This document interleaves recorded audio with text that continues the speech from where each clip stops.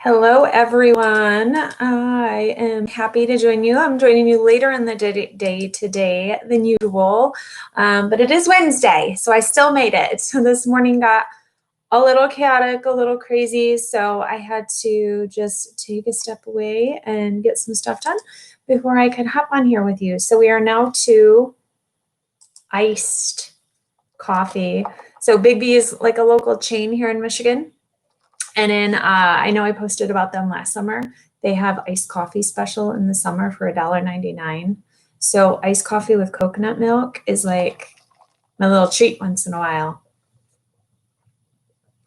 Hey, Leo. Hey, everybody.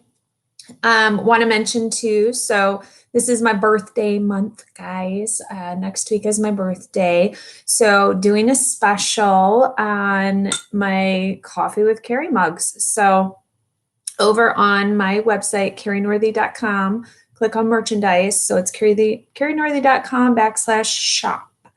If you buy a mug between now and my birthday next week, at the end of the week, you'll also get my arrangement booklet for free that I'll send to you. It's a PDF, helps you just plan out a funeral. Goes through everything that you'll need except for like a price list for a specific funeral home, but it really helps you plan ahead when you're doing arrangements and getting ready to go meet with the funeral directors or the pre-arrangement person at a funeral home.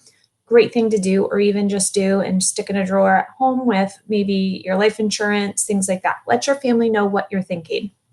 So that's free with a purchase of a mug or hat between now and my birthday. So hey, everybody. Nancy, I think that it doesn't matter what time I jump on, you're always awake in Scotland. So I'm beginning to wonder if you ever sleep in Scotland. So Nancy is just awesome. She has been a true supporter from the beginning. So we're here today to talk funerals, death. What do you guys want to know? So I have some questions from last week to address, but I want you guys to really bring the questions today and let's get some good conversation going. Sherry, your phone's been messed up. You can't get on. That's not good. Hey, JW, give it to me. Have you ever heard about old school embalmers using condensed milk to help with jaundice? And how would the milk help with that?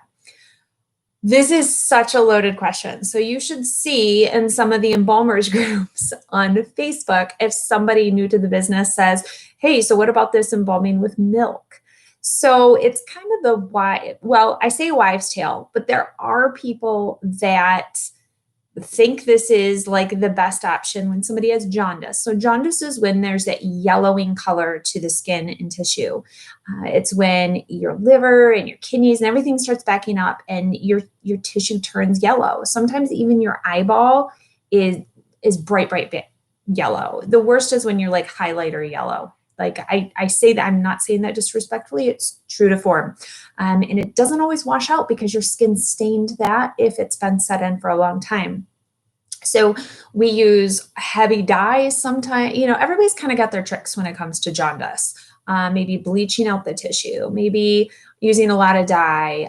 But there's old school thinking that if you pour in like a gallon of milk and run that through the person's system, that there's some reaction between the proteins and that it's going to like adhere to the jaundice and it's going to pull it out. I myself have never tried it. Even with edema, if you do Epsom salts and you put them in some warm water to dissolve them down and then put that in the solution, that even makes me a little nervous. Doing anything that's like off the beaten path for the first time is always a little nerve-wracking. There are people that love the milk method. I don't know. Most people just laugh at it and think it's crazy. But that's a great question. So I love that you've heard of that insane. Yeah, my hair. So I get to go, like the salon's finally opened here on the 15th on Monday. So I get to go Friday to get a haircut and some color let's break it down, guys. There's seriously some gray going here. So Friday's my day. Thank you for noticing. Yeah, it's getting long. I got to decide what to do with it. So if you have recommendations, send them my way. Could a person be legally buried without being embalmed? Of course, you don't have to be embalmed. There's no law that you have to be embalmed. Hey guys, hey Trevor. Yes, we need to do our video. I haven't been doing videos with anybody. It's been usually, so guys, here's kind of how my schedule used to go. I would have 2 full days working at home where I would do videos, or I would go travel during those days, and then the COVID. And then I was in lockdown with kids. And so now it's summer vacation. So the kids are home during those 2 days. So I don't have a work from home day. So right now I'm just kind of juggling and, trying to get you guys content, but I'm gearing up to start looking at some travel. I think St. Louis needs to be my first adventure. There's a lot there that I want to show you and provide for you in videos. So I think that might be my first, get on a plane and go there after the COVID. So how long does it take for a funeral home to get the money from an insurance policy? This is a great question. So this is why some funeral homes charge interest, or they pass it on to a third-party company now, because insurance companies want to keep your money as long as possible, because every day they keep it, they're earning interest on it. So there are companies that don't pay out for 3 months plus. That's 3 months that the funeral home has paid out already. They've already paid for the casket. They've already paid for the vault. They've already paid all the cash advances. They've already paid their own utilities and everything from that day and their staff from that day. So they've already fronted a lot of money for the funeral, but they don't get paid for 3 months unless they use this third party. So a lot of people, so they'll do an insurance assignment usually, which means you write over the portion of the insurance policy to pay for the funeral, and then the remainder goes to the beneficiary. If you use a third party, that third party kind of does the work. And once that's in place and they know the policy is in good standing, then they will give you the money right then. And they will take the basically waiting period on to come to them. So they charge sometimes 3 to 5% or whatever it may be to do that. So there's a fee to the family then for doing an insurance policy. Not unheard of, not illegal, kind of normal nowadays. So that's kind of how insurance policies worked. Were you familiar with, or did you know the Michigan trans woman funeral director, or the funeral home that fired her? That was part of the SCOTUS ruling the other day. I did not know her, but I knew that it was in Michigan, and we've heard, scuttlebutt about, kind of what went on. So I know that just went down. Was that Monday? I think I was at work and saw that. So what is your most asked funeral myth? If people sit up, I'm pretty sure that's my most asked. Don't they sit up? I know somebody that knew somebody who sat up on the table. Never happening. Never. Not going to move to Indiana, Sherry. I want to work in funeral care. Oddly, the thing I'm most worried about is noises. Yes. And they still scare me. So not just scare me the first time, they still scare me. So if you're with somebody who's dead and you move them and any noise comes out of them, it's going to startle you just because you're not expecting it.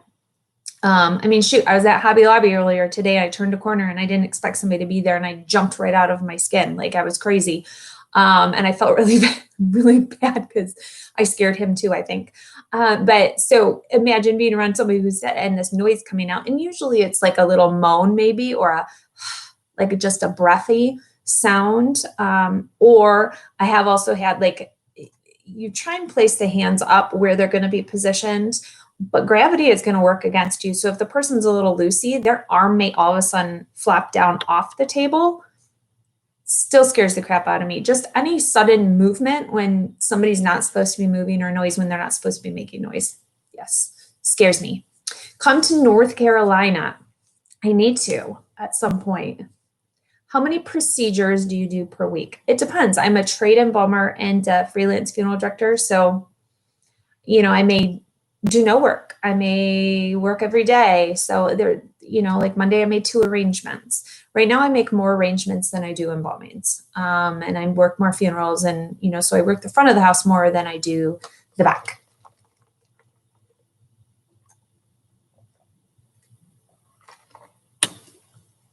Yeah, Tiffany, that people are 6 feet under. It's not so much a myth as it is depth that has changed over time. And some cemeteries still go 6 feet, but truly the person, I mean, the bottom of the casket or the vault would be at 6 feet. The top is only like 3.5 feet down. So it's really not that deep. Hey, Wood River Trash Man in St. Louis. I just said that I think this will be my next place to go, is St. Louis. I'm not sure why that I won't say I'm popular in St. Louis, but I have quite a few people in St. Louis that watch me. And I think that's really fun and odd that so many people in one area. Do a video on the difference between an African-American funeral home and the funeral home is that you work, and maybe with the grave women, and maybe why they are segregated. Lee, that's such a great topic right now, and there's a lot of videos coming out right now from the grave woman has had some exceptional videos and content about, you know, racism and segregation and all these things. Did Caitlin did she have a video? I feel like she did a video as well with someone about why funeral homes are kind of, you know, still racially divided seemingly. And yeah, I think she did. And I'll look into what I could cover that's maybe new content on it. I'm at the larger funeral home in the area anywhere around us. And so we serve all races. I mean, it is predominantly Caucasian, but it's all races come through there but in the same area, there are 2 funeral homes that are predominantly not for African American, but that's who they serve. That's who calls on them the most. So I've always thought it was odd, but you know, there's got to be a reason. So maybe that's a good question for me to ask Joelle and say, hey, grave woman, why is this? Is there a reason? Do you know that there's a reason? But I will kind of throw out there. So when all this was happening with George Floyd and all this just big stuff in our country, you know, like I don't see Joelle as my Black friend, Joelle. She is Joelle to me. But I felt like there was an elephant in a room until I finally said, hey, I just want you to know I love you and I'm here if you need something. And I understand there's stuff going on. I don't know how else to support you except to tell you I'm here. And she is such a light in this world. Like I can't even tell you what an amazing person she is, but that's kind of a side note. But so her and I just had a great little conversation, and I've had some people asking me things, you know, about racism within the business and, you know, my thoughts on things. And, you know, I don't think my thoughts have weight to any of the situations going on. All I can do is kind of pour out love and hope it goes to the right places and be fair and just in my actions and just keep moving and doing what I can do, which is what I think everybody should do. JW, you're so sweet. How did I get back in my skin? I took a breath quick. So it was bad at Hobby Lobby. I went a little crazy. Do most states require a 4-year degree in mortuary science? No, there is not a 4-year degree in mortuary science, actually. So you do your prerequisite classes, and then you go to mortuary school and you get your associates or your bachelor's in mortuary science. And it's a 1-year or a 5-quarter course. So it's pretty quick, which is great. But there's not a 4-year degree in it. So like my Bachelor of Mortuary Science, it was 5 quarters that I went. And I have also a bachelor's degree in psychology, which was a 4-year degree prior to mortuary school.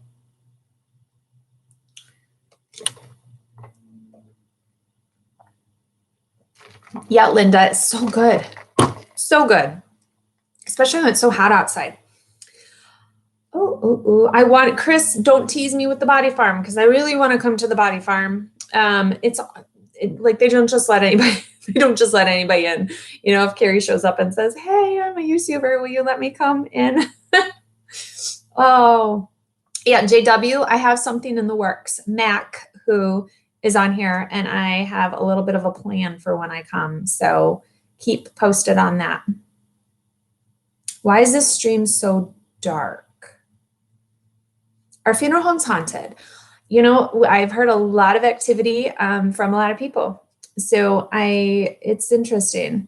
Yeah, Tiffany, Little Miss Funeral and the Grave Woman did do a video on, it was about a year ago, and it's, you know, popping back up now with all the discussions about, you know, bias and racism within the business. And not just racism, but within women and men and, you know, between women and men in the business and everything.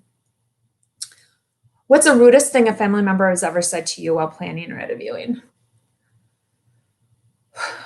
Well, the pastor calling me a twit, that has to rank up there. That was a great one. And then, sorry, I'm blocking the person. And you know, a mother got really upset at a arrangement, and we were looking at caskets, and there's not a crazy amount of caskets available for kids like there are adults. Like they don't come in, you know, every color you can imagine. Now you can wrap caskets and you get them specialty painted and all these things. So, and at the time, like a lot of that just wasn't as available, or, you know, we didn't realize what we could do, I think, you know, 20 years ago within the business. And this mom just was screaming at me, "Oh, what? Kids aren't supposed to die, so you don't have more caskets available for them, or you're too ashamed to like have caskets available for kids." And she was just angry, and she was broken and sad. And I knew it wasn't about me, but I was still a little taken aback. And I was glad her husband stepped in and said, "Kari, can you just step out a minute and let us have a moment," which was good. That was probably the only time anyone's ever really, I think, yelled at me. And it was pretty intense. Ooh, Trevor, our caramel color balayage when you go to the hairdresser. I need something. That sounds fun.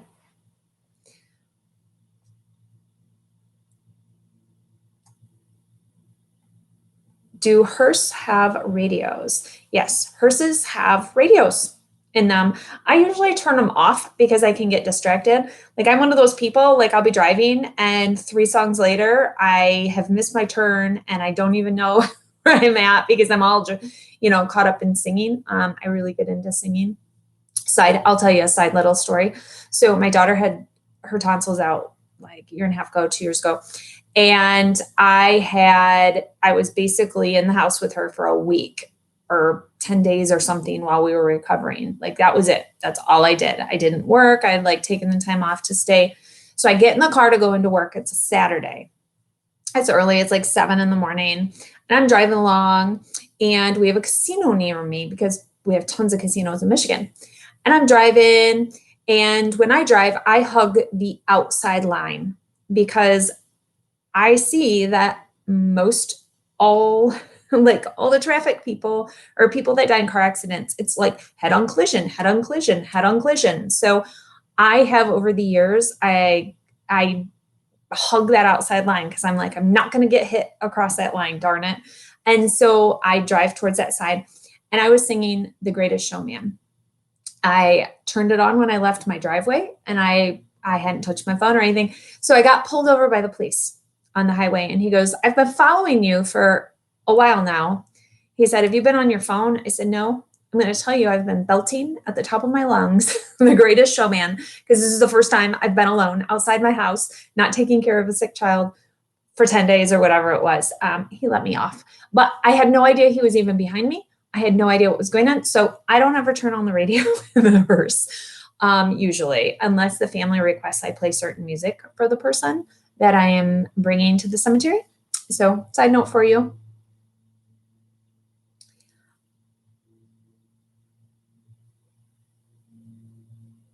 Oh, Chris, they'll let you tour the anthropology department, which will let me get my foot in the door. Well, I can always give it a whirl. Barbara, I'm glad you had such a great experience doing that. Hey, Pastor Jack. So a body farm is a facility that is set up to study the decomposition of bodies in every state and situation you can possibly imagine. So take 10 bodies that are cadavers that are donated to medical science, and that's where they are gotten from for the body farm. And they will, freeze one and then lay them in a field, or put one clothed and one unclothed in the same setup and see the different rates of decomposition. And they do pictures along the way, and they do, daily check-ins, and they track the weather and the body, because that way if someone's found, the FBI and everyone they have this database and this resource to allow them to know how long that individual was there, what may have happened to them, what attributed it to it. Well, this person was here for 10 days, seemingly 10 days, but their body is in a different state. Why? Well, maybe it was frozen and then placed there, so they have all this data then for that. So it's a really fascinating thing. Yeah, have I ever had a funeral where people sign a casket? Mostly high schoolers, like teenagers, like to do stuff like that. It's really kind of nice that people can leave their impression on the casket. I've had people hate it and do not want to do it if I've brought it up to them, and I've had people who love it. So like a white casket with all different colored Sharpies and people writing all over it. It's kind of a really cool thing. If you Google write on caskets, and you'll see some of the pictures of people who have done this that are, it turns out just really cool looking sometimes. We've done it on wood. I've done like silver and gold Sharpies on a dark casket. I want to say it was like a dark blue we did it on. So there's all these different ones you can do, and it's really fun. I love personalizing things, and I love kind of doing a little outside of the box. So that was really fun. Those are really fun to do, but it's got to be the right person, the right situation, everything.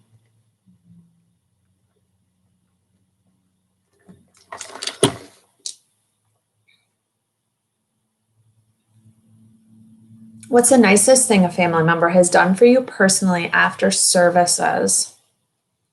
I've had people bring like baked goods and try to tip me, which is always kind of awkward. Like, I don't want to be tipped. I'm being paid to do what I do, like, I don't know, tipping, I feel like it gets a little crazy, but just thank you cards are nice, baked goods, flowers. I'm trying to think what else. When I was pregnant, I had somebody bring me a baby gift for the baby. I'm trying to think what else. Just little things like that. Food is always great. People, bring food and things. It's always nice. Just paying to have a thank you put in the paper that thanks the funeral home and stuff is really nice. Small town, we see that a lot more. And it's nice that somebody goes out of their way to let everybody know we're thanking these people who took care of us. It's their job, but we're thankful that they did what they did in a certain way. It's really nice. Thank you cards and thank yous are, I feel like it's a nice etiquette motion action that has fallen to the wayside over time. So I'm a big believer in thank you notes and doing those sort of things. So I don't always follow through the best with them, but I like to try. I like to have my kids write thank you notes and do that after holidays or random things. Like I'd like to try to do those things.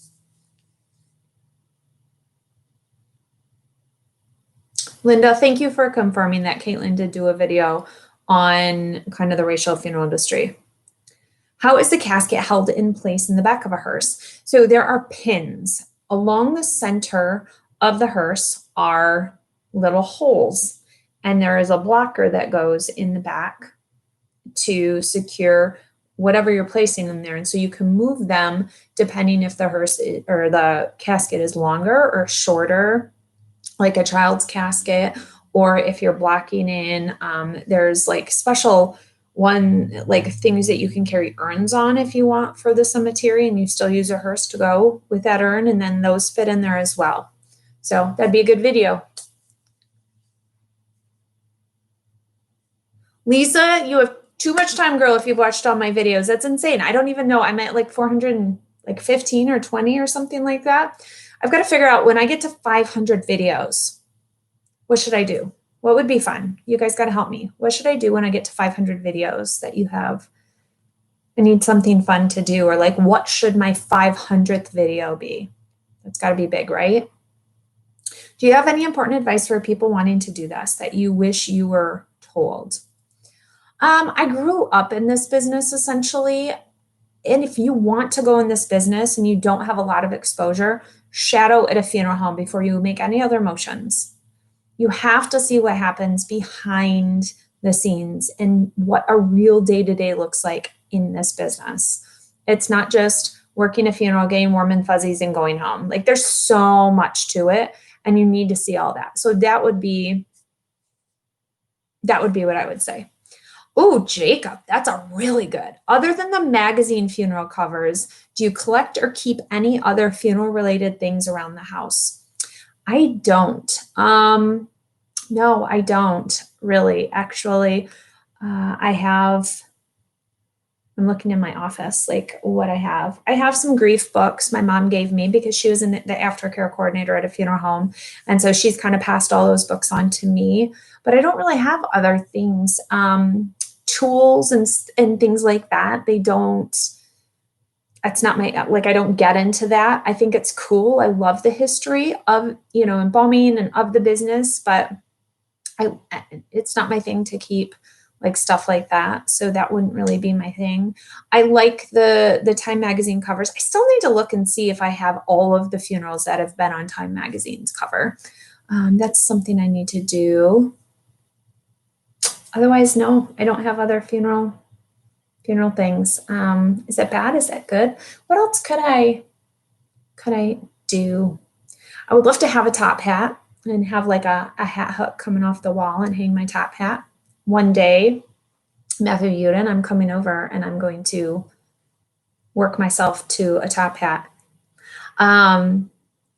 I had a cousin who drowned in a lake. She was underwater 36 hours. They had to put a corset on her to prepare her for the casket. What kind of corset was it? I have never heard of a corset being used on somebody.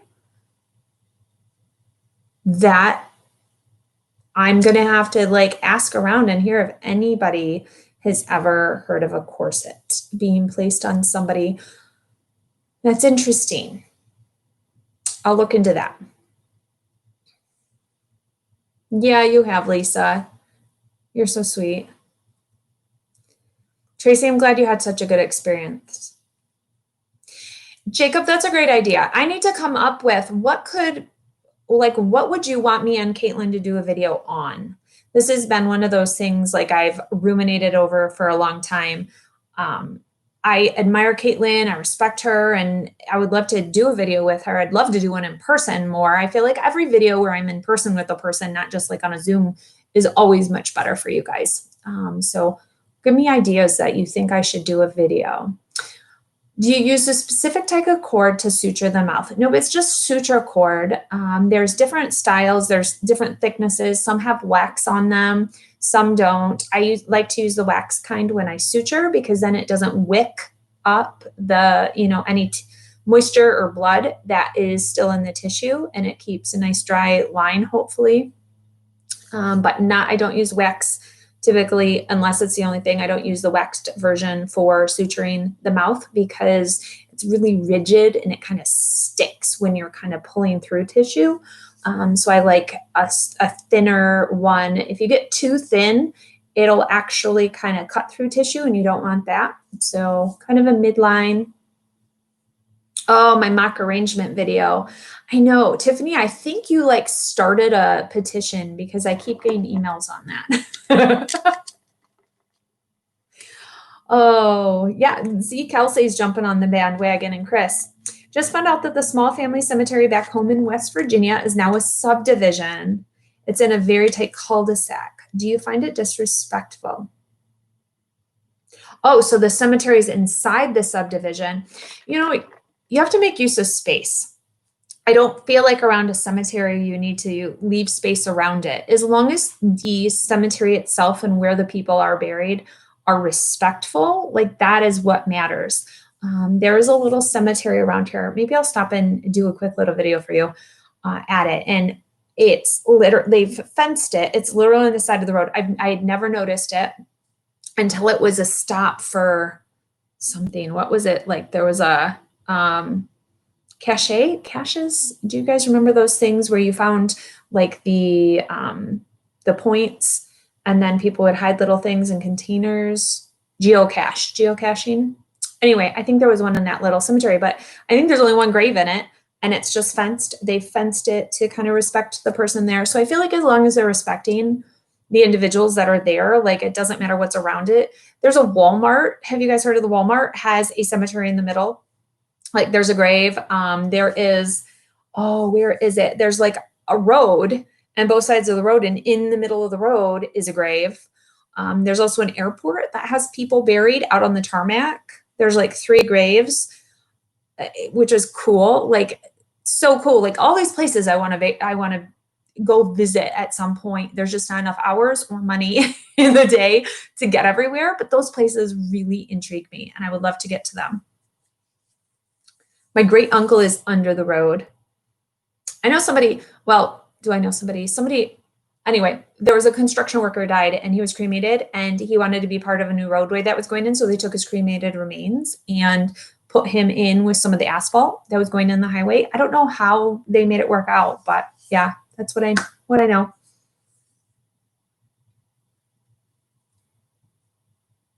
Yeah, Linda, so it's a great topic that somebody's asked me to talk on is funeral directors who are kind of openly a little more morbid in their presentation, that maybe they wear t-shirts or like you said, they decorate their car with maybe skulls or death related things. Like, is that respectful or is that not okay? And with this like death centered conversations that are coming out now more and more as you guys are watching me, it begs the question, like, is it okay? Is it not okay? So some of those things are really an interesting topic point. And I think some things have their place, some things don't. I think if you're the funeral director driving around town, I wouldn't deck out my car with all sorts of stuff on it that was, very cliche and things like that's just not me. I'm a little more old school, I guess, in my thinking, but it would depend on how the community, I guess, also reacted. Let's see, 1 or 2 more questions. Teresa, have I gone up to Holland? Yes, I have actually. I covered for a funeral home in Holland for a while. So I have a lovely woman that she only worked for the funeral home for a short time, and I happened to be part of the time that I was there. And we've still connected over, years and years and years later, because we had a really emotional funeral when I was working there. And so that kind of connected us forever. And Miss Linda, and I love her.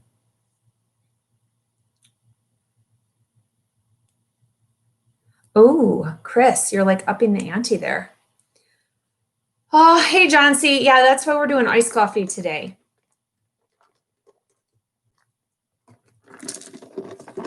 Oh, we could be each other's clients in a video. I will reach out to her and see. Maybe she has some good ideas. Yeah, some funeral directors do drive hearses as their daily vehicle. I wouldn't want, they're really long, like they're really big.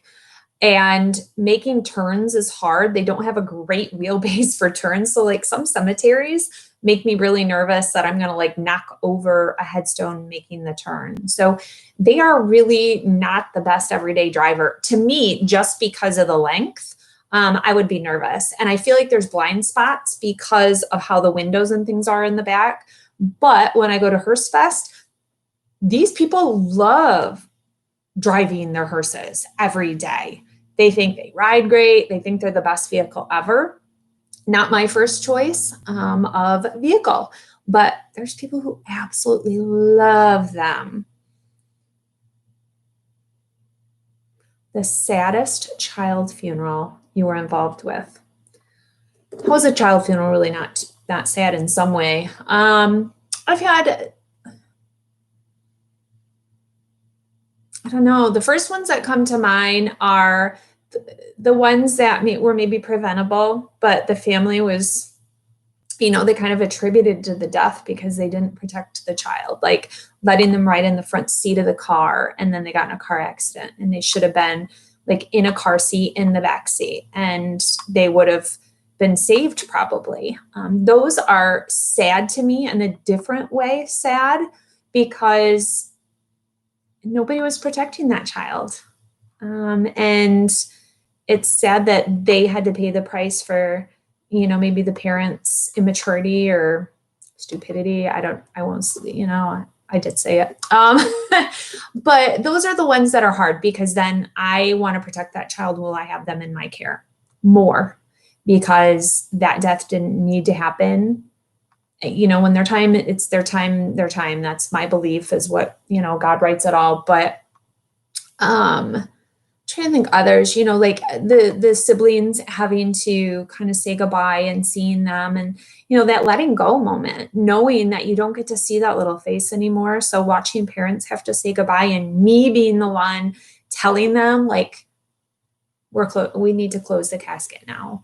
We need to go to the cemetery. Like, this is, you have to move them forward at some point, and you have to find that right moment and do it. And that's hard. That's really sad. So there's a lot of moments, I think, in kids' funerals, rather than just picking out one kid funeral. There's a lot of them that are sad, but abused children,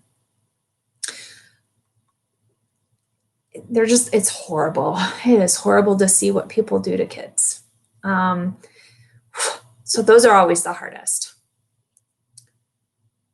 You did your niece's arrangements. Yeah. So when my niece was killed, we met with a funeral director in Ohio, just briefly, just enough to do the death certificate there, and then set up that I was going to embalm in Ohio with an embalmer there to make it legal, and then us bringing her back. So they allowed us to just get done what we needed to do, and then we transported her back to Michigan and had a local funeral home here that we brought her to initially. And then after I got her dressed and in a casket here in Michigan, we had her at the house, and then up to the church, and then back to the house, and then back up to the church, and then to the cemetery.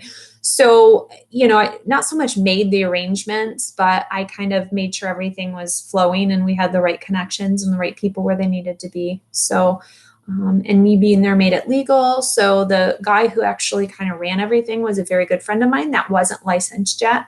And I trust him with anything that has to do with funerals. And so, it was legal, and I had somebody in charge that I knew I would trust everything to. So.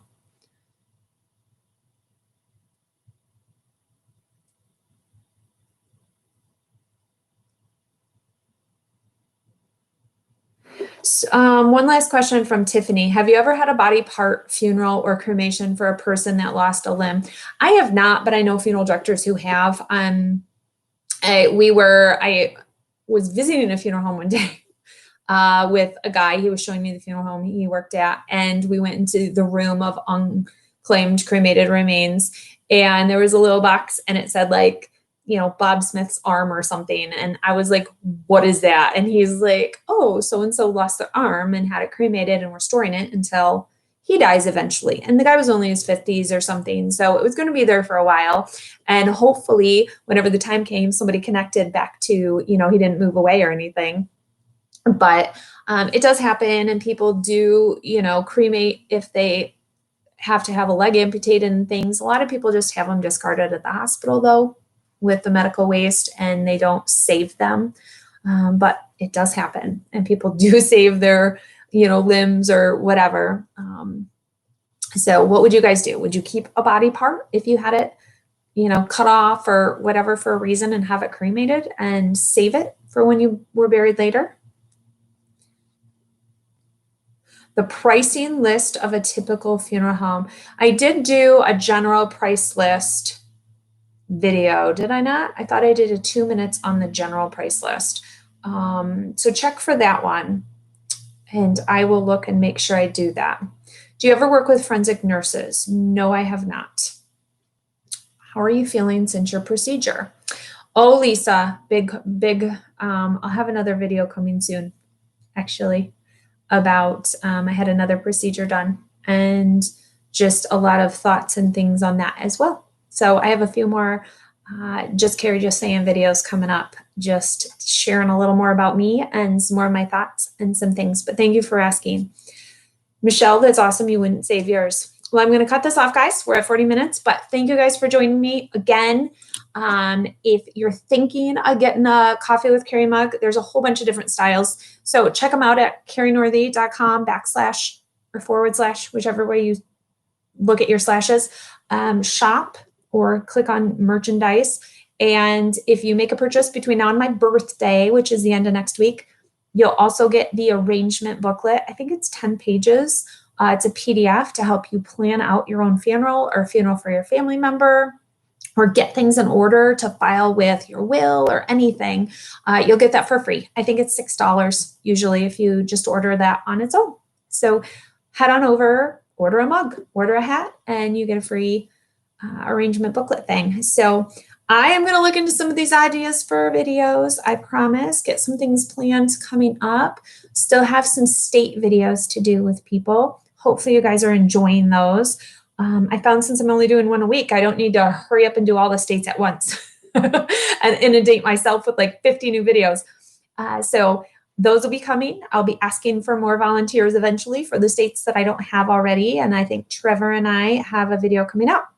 Oh, Sherry, don't ask about the book. I know. I need to focus back on the book. Thank you, guys. Appreciate you. Make sure you share a favorite video if you have it. We hit 50,000. And I say we because it's all about us all together and people wanting to know and me providing. So let's get to 100,000. Everybody keeps challenging me to get there. So I'm trying, but help me get there. Share a video, like, subscribe if you don't subscribe so you know when the next videos pop up. And I'll see you guys soon. Bye. And get your iced coffee.